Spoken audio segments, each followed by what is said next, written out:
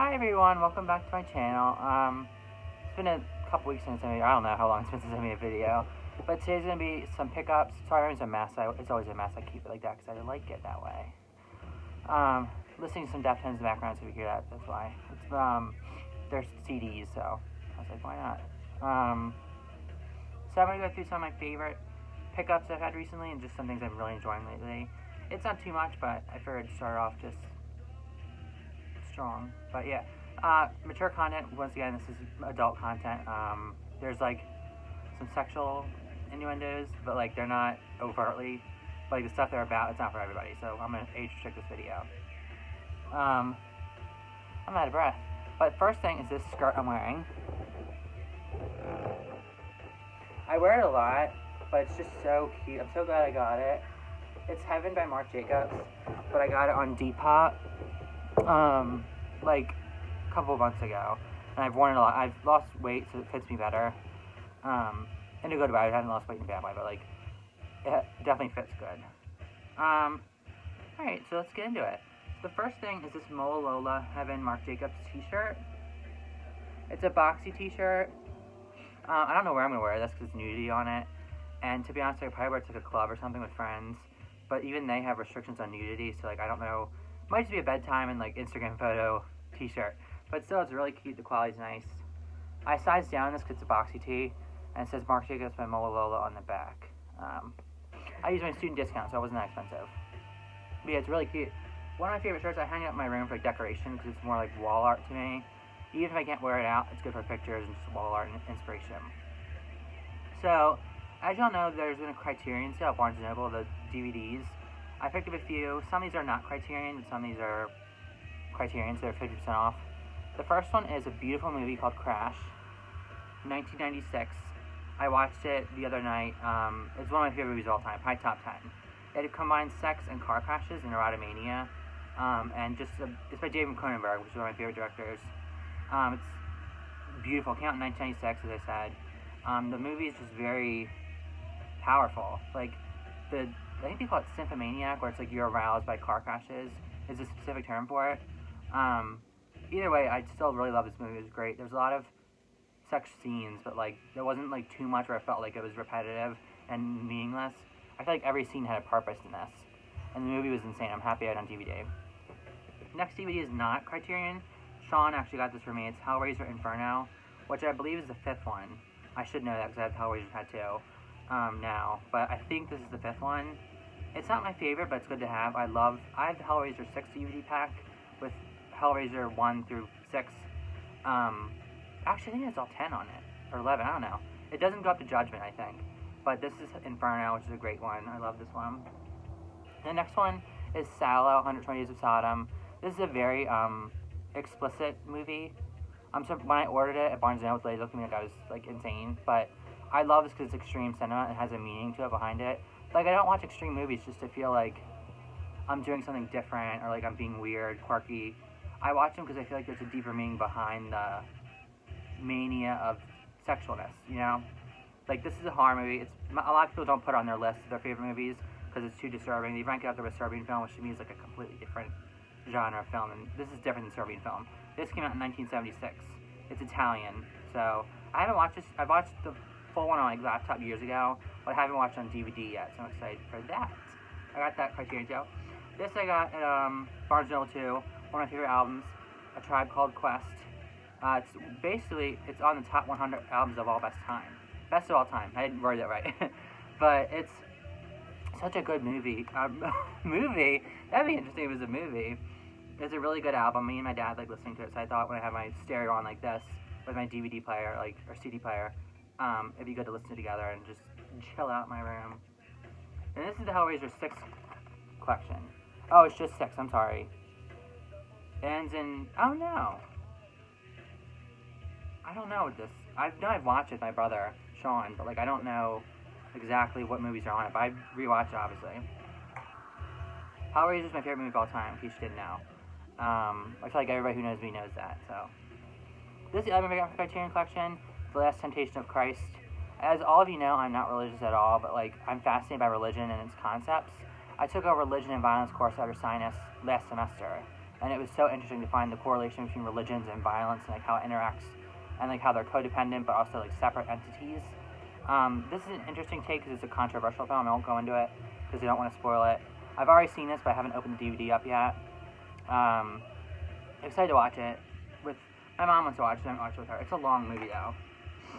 Then, in summation of Crash, I got the Crash book. So I haven't read this yet. I will start it tonight. It's not that big of a book. Sorry, my tremors. I'm trying to hold this stuff still. But it's not. But they work against me. So I got this book. I'm really excited to read it. It's once again connecting sex with car crashes. Autoerotic atrocities. That's what they call it. It's interesting. Then I just got this yesterday. The Piano Teacher. One of my favorite movies. I just wanted to have it on DVD to have in my collection. This is Criterion as well, so it's $20 instead of $40. I don't know who the fuck would spend $40. Oh shit. I don't know if I can curse. But let's say age restricted. I should be fine. Alright. Let me turn my CD player down.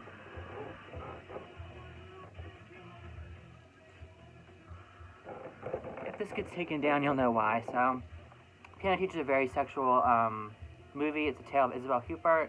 It's a French movie. It came out in 2001. I thought it was the 90s, but it's 2001. It's not too long. It's a little over 2 hours. English subtitles. Basically, she falls in love with her student, and there's like a sadomasochistic relationship between the two of them that occurs. It's very intense, very disturbing, especially her relationship with her mother, too. I won't go any further with that, but like that's an interesting relationship to look at. Yeah.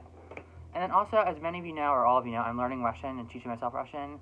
So I got a Russian dictionary for cheap, just a small one. I was looking for a Russian learning book, like to teach you different things, but I'm already pretty far into it, like knowing the Cyrillic alphabet, pronouncing it, saying words, connecting words. This is just to look back on for like words I don't know. It's like it provides like counting to 10, actually to 1,000, all different words based on the Cyrillic alphabet.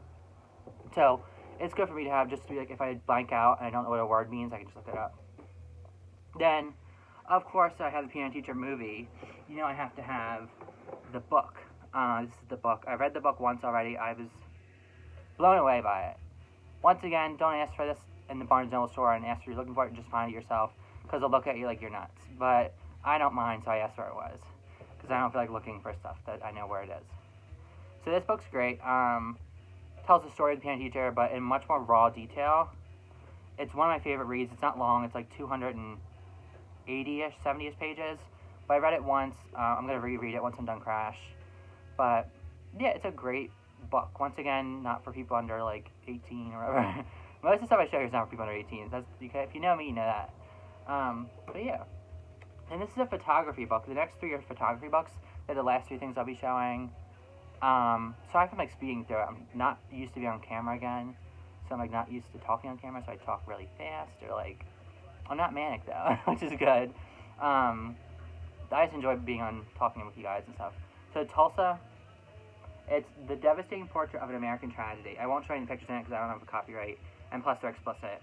But it's about like heroin use and amphetamines, and like the American tragedy, basically how these drugs like just destroy people's lives and their families and stuff, and like how dependent people get and addicted to these drugs. It's really interesting to look at that. The cover, which is cool. I believe this is by Larry Clark. Yeah. Larry Clark is one of the most important photographers of the last half century. He is director of the film Kids, which is a great movie. It has Chloe Sevigny in it. Of course, I watched that. I have her jersey, of course.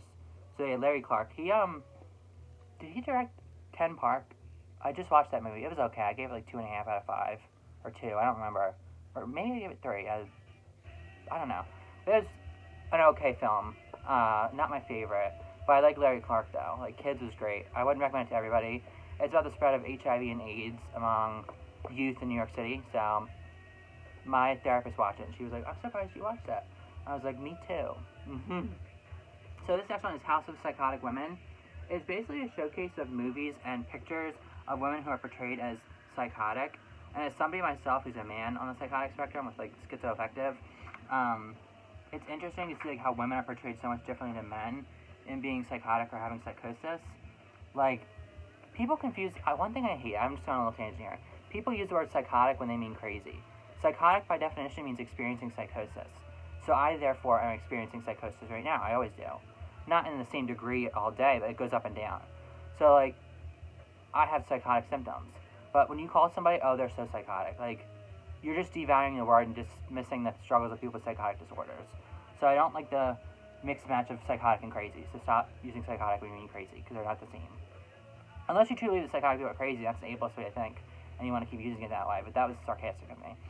Yeah, so it goes to all the movies and stuff. Like, I look for movies here when I'm like looking for inspiration on what to watch. It's a really cool book. It's hardcover. It's heavy. I got it on Amazon for Christmas. My mom got it for me. I asked her for my Christmas list. I was like, "Can I have the House of Psychotic Women?" She was like, "Sure." I love my parents. They never judge. And the last one is a book that I was actually eyeing up for a while. I went on a date with this guy in Philadelphia years ago, and we went to Barnes & Noble during COVID. And I saw this book on the shelf, the cover, The Ballad of Sexual Dependency. And I was like, I'm so intrigued by that. I want that book.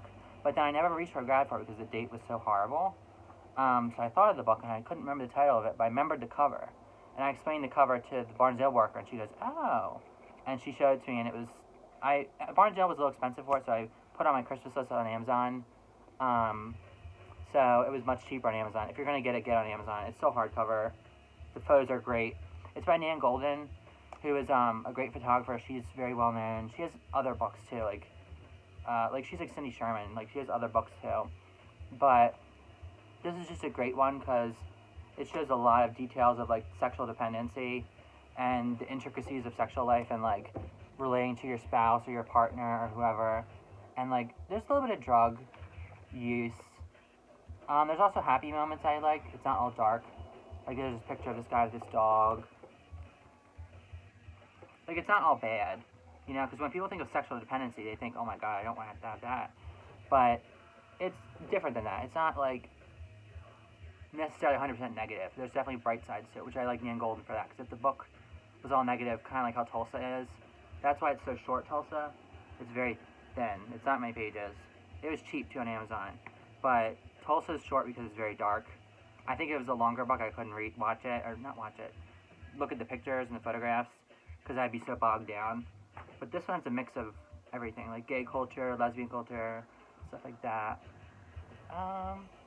Yes, that's pretty much it. That's all I want to show you guys. Don't do another video like this, because I have some clothes I want to show you that I got, and clothes that I found in my closet that I'm now wearing again, recycling through my closet, because I'm trying to consume less and use my resources more.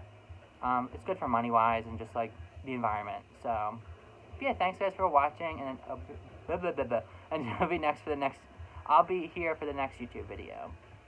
It wasn't too bad.